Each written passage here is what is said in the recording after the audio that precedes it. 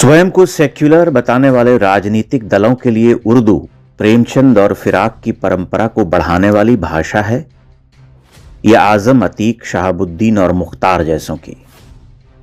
उर्दू को लेकर समय समय पर उठने वाले हाहाकार से यह प्रश्न सामने आ जाता है। क्या योगी जी प्रेमचंद और फिराक के विरोधी हैं या उस कल्चर के विरोधी हैं जो उर्दू को हथियार बनाकर मदरसों में मौलवियों की फौज खड़ी करने का समर्थन करती है?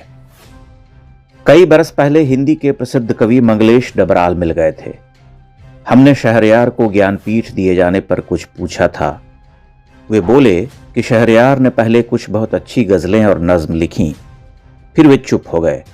2 मिनट के बाद उन्होंने कहा कि उर्दू का कोई समाज नहीं रहा तो भाषा क्या करेगी। क्या यह बताना होगा कि समाजवादी पार्टी या कांग्रेस पोषित राजनीतिक व्यवस्था में उर्दू पढ़ने वालों को क्या सिखाया जा रहा था? प्रेमचंद का जमाना लद गया और प्रेमचंद तो अंततः हिंदी के लेखक हैं। कोई भी भाषा उस समाज की चेतना का वहन करती है। फिर आज उर्दू पढ़ने वाले समाजवादियों की चेतना क्या कहती है? क्या वह प्रेमचंद और फिराक होना चाहती है? जिसे प्रेमचंद और फिराक होना होगा वह हो जाएगा। हिंदी के अधिकांश महान लेखक स्वाध्यायी थे। प्रसाद, निराला, अज्ञेय, सब ने अपनी साधना से साहित्य रचा। उर्दू के अध्येता भी शहरयार बन सकते हैं। योगी जी ने तो उस पाखंड पर प्रहार किया था जो नेताओं को अपने बेटे बेटियों को विदेश में पढ़ाने और जनता को मदरसे की कुंठित विचारधारा में सड़ने को भेजता है। फिर आपकी छाती क्यों फट रही? ये कौन सी बात हो गई कि भोजपुरी में ना बोले, अवधि में ना बोले, इसका विरोध अंग्रेजी का, ठंडी में ना बोले और उर्दू की आप वकालत कर रहे हैं। और मुझे लगता है कि प्रोसीडिंग का हिस्सा होना चाहिए, इनको समाज के सामने एक्सपोज करना चाहिए। अपने बच्चों को ये लोग पढ़ाएंगे इंग्लिश स्कूलों में और दूसरे के बच्चे के लिए अगर वो सुविधा सरकार देना चाहती है तो कहते नहीं उर्दू पढ़ाओ इसको, यानी उसको मौलवी बनाना चाहते हैं, कठपुल्ला पर जोड़ के इसको ले जाना चाहते हैं। देखना आवश्यक है कि समाजवादी पार्टी के अगुवा लोगों के लिए उर्दू किसकी भाषा थी।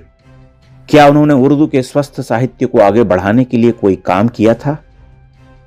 क्या यह अज्ञात है कि योगी आदित्यनाथ के आने से पहले उत्तर प्रदेश में मदरसों की क्या स्थिति थी और वहां किस तरह की तालीम दी जाती थी? योगी आदित्यनाथ के निशाने पर वही राजनीतिक संस्कृति है जो भाषा के नाम पर कठमुल्लापन को बढ़ावा देती रही। उनका प्रहार किसी उर्दू भाषा पर नहीं है। किसी भी भाषा के 2, 4, 5 बड़े साहित्यकारों के नाम गिनाकर उसे हर तरह के आरोप से मुक्त नहीं किया जा सकता। भाषा अपने आप में बुरी नहीं हो सकती। उस भाषा को उपकरण बनाकर अपने मकसद पूरा करने वाले घातक हो सकते हैं। सच तो वही है जो वामपंथी कवि मंगलेश डबराल कह गए थे कि उर्दू का समाज नहीं रहा।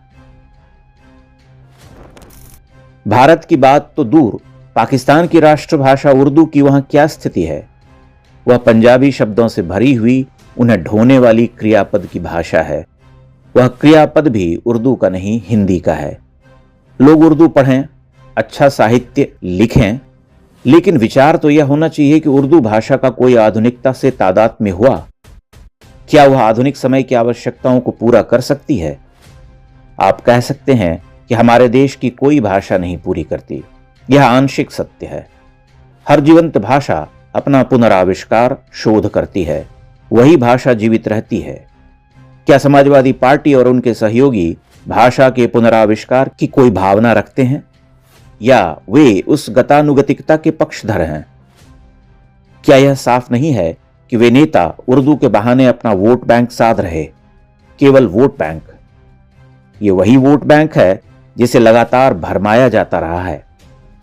योगी आदित्यनाथ ने मुखर होकर अपनी बात कही है, बल्कि यह कहा जाना चाहिए कि वे भारतीय राजनीति के सर्वाधिक निर्भीक और सत्यनिष्ठ मुख्यमंत्री हैं जो अपनी बात कहते हुए राजनीतिक नाप तौल नहीं करते।